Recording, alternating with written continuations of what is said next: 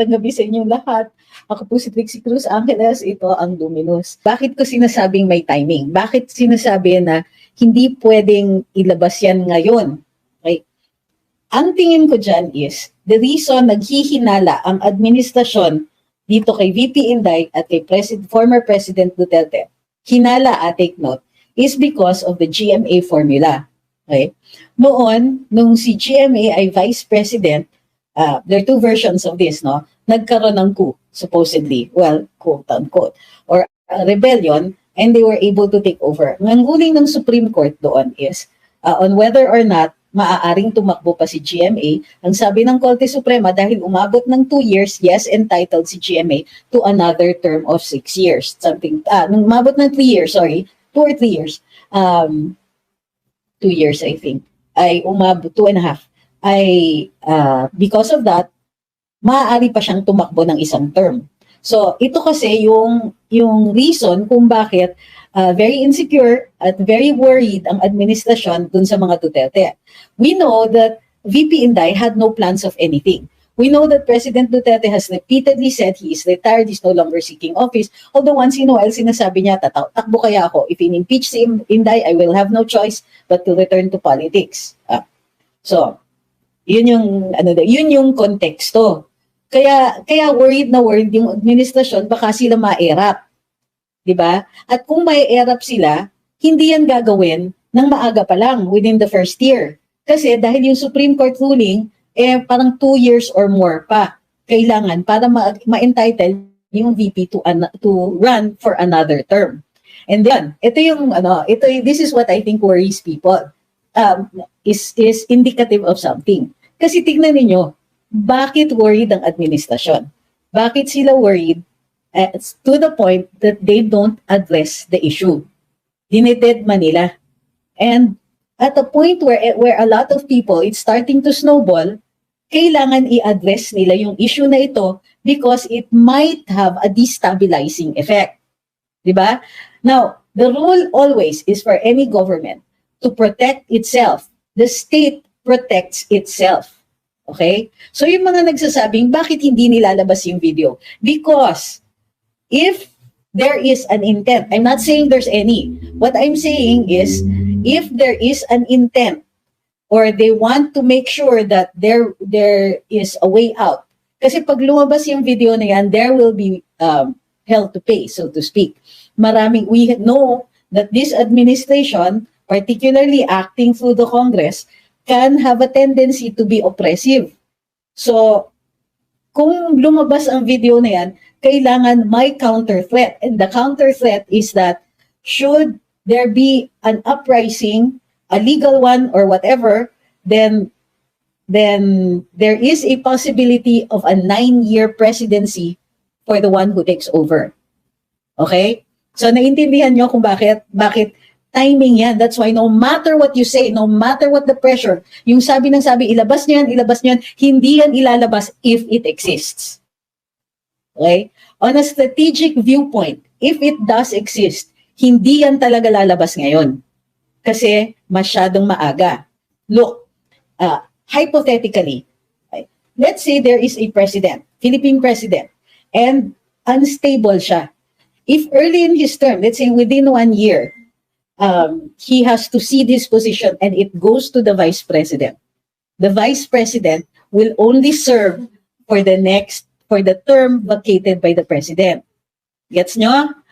Pero kung after 2 years ay nag-take over yung vice president because the president is incapacitated, that vice president can run for another 6 years, giving her a 9-year term based on the GMA formula.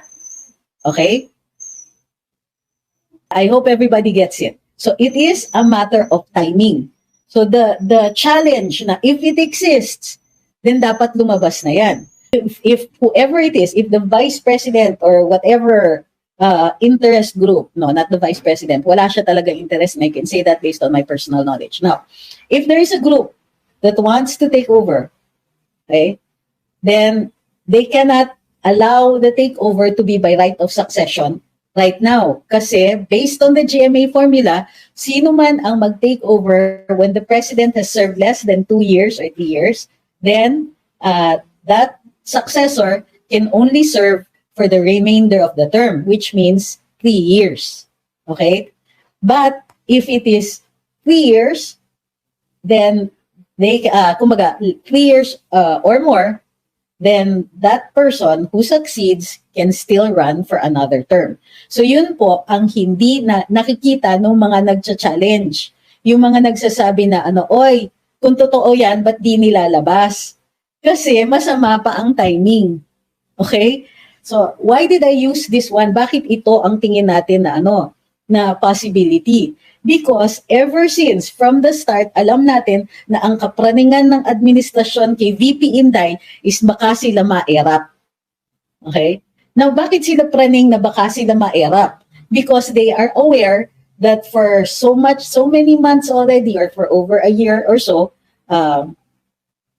okay, next.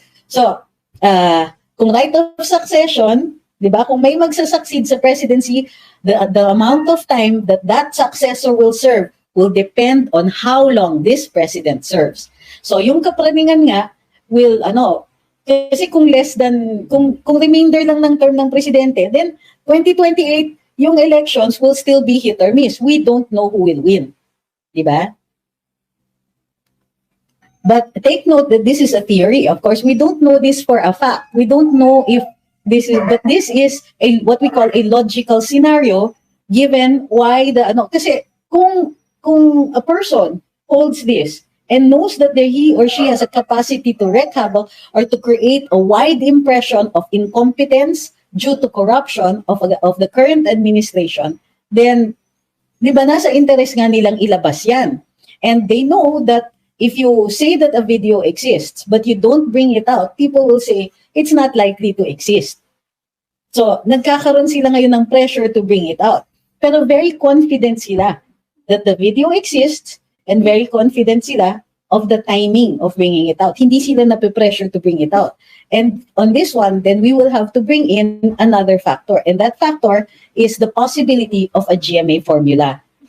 ERAP had the Jose Velarde envelope, BBM, the Pulveron video. Now, kung ito yung magiging context, okay, I will bring your attention once more to ERAP.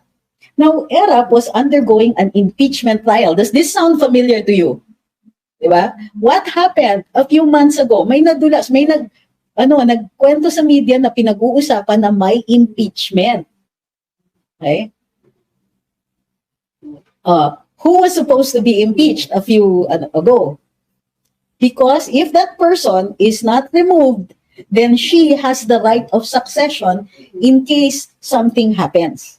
Diba? In case that that the current president is challenged. So, yun. Yung ang nakakatawa dito is because I'm also monitoring the negative comments. No, you're not not okay. So, we're monitoring the negative comments and merong mga nagpipilit na ilabas yan if it exists. But again, what I'm saying here is that there is a plausible reason why it is not coming out. There is a plausible reason why this one is very carefully kept also. Okay? Now, why don't they want an immediate succession? Kasi it means that the term of the successor will only be for the balance of the term of this president. So hanggang 2028 lang.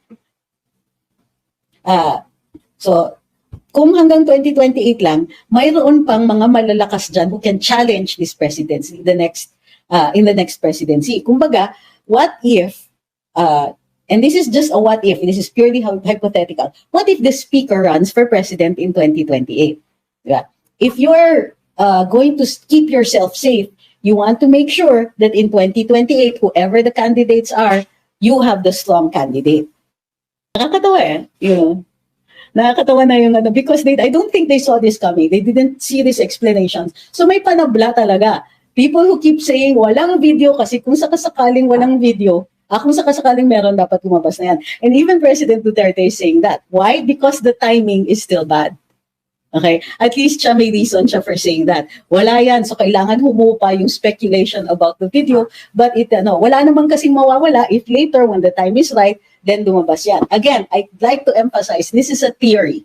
I'm not saying this is what's going to happen, but this is the plausible reason kung bakit hindi yan nilalabas. Of course, pwede rin namang walang video kaya hindi yan lumalabas, di ba? So, but on the other hand, why are they so scared? Ito yung issue dyan eh. If the video doesn't exist, then these people don't have anything to worry about. The ones who have everything to lose have nothing to worry about. Walang video eh. Diba? There's no video. So, it doesn't, of course, hindi siya natatabla completely, but at least pwede mong sabihin, naman, you have to present the thing. May rule kasi sa evidence na there's no, what we call the best evidence rule. So, there's no best evidence other than the video. You can talk about the video, you can say that it exists, you can have pictures of the video, like, sino ba yan? Si Ignacio Buñe, di ba? I have 2 discs, the left and the right. Remember this? Ignacio Buñe was the press secretary or spokesperson of President GMA when she was accused of stealing the elections, and she was recorded. So, nung lumalabas na yung yung lumabas yung audio na yan, what happened? Secretary Buñe had to address the issue, so he had to have his left and right audio recordings. Di ba? Things exist. At alam naman natin to. All I'm giving is a plausible theory as to why that video isn't coming out. Now, also, the other reason why so many people believe that there is a video and that it exists is because the administration refuses to acknowledge it. Na at some point, pag widespread na yung belief na yan, your failure to acknowledge it has a destabilizing effect. Okay? Yes, theory din yung video. Ano ba kayo? Meron ba nakakita ng video? Wala naman sinasabi dito na it definitely exists, di ba? But there is evidence to indicate that regardless of whether it exists or not, the administration, which should be reacting by now, is not doing so. And instead, undertaking activities that indicate that there is something wrong. O bakit nawawala yung mga ibang vloggers? Bakit na-take down? At hindi na coincidental. Maharlika, Banat Bay, Sas, and then Joey. What's the rule? 1 is an act of God, 2 is a coincidence, 3 is human intervention. And yes, that's science-based. Okay. The evidence is starting to weigh in favor of its existence. Ano ang kinatatakutan ng mga nasa gobyerno kung hindi totoo? Kung walang video. Remember GMA? She was vice president, she became the president. She chose Chofisto Ginggona to be her vice president. And at the time, he was in Congress, in the House. So, kinuha niya yung, that's how it's done. So, if the vice president, the office of the vice president is vacant, the president chooses the replacement. So, para dun sa mga hindi naniniwala, I think it's Article 9 sa Constitution. Check nyo lang. There's a video. So, assuming, dapat ganon, assuming there is a video, when is the right time to expose it? It will depend, di ba? It will also depend on whether or not it is actually incendiary. Remember yung envelope nung kay Erap? Yung Jose Velarde Erap envelope? Yung impeachment ni Erap? Hindi naman ganun kalala yung nasa loob ng envelope, but the senators were so desperate to exclude it. Di ba? So, yun yung nila. Yun yung indication. People then started to believe that the envelope was important. So, nung hindi pinakita yung laman ng envelope, lalong yung mga tao. Maharlika says that there is one. For us, she's the only one who knows with certainty, even if she has not actually seen it, that the video exists. And she says that ang basis niya for believing this is because it's being sold. Well, there are attempts to sell it. I don't know if anybody actually bought it. Erap was in office less than 2 years. So, but the GMA, so January 20, 2001, 2 years, less than 2 years. Ayan. Ang galing nga ng GMA formula kasi dapat yan, dapat yan 3 years eh. Dapat nasa 3-year level eh. Pero nakakuha siya ng ruling from the Supreme Court that allowed her to run again. So if that is the precedent, then she can, whoever is the successor here, whoever takes over, assuming that all of these things happen, could do so only after the 2-year period has expired.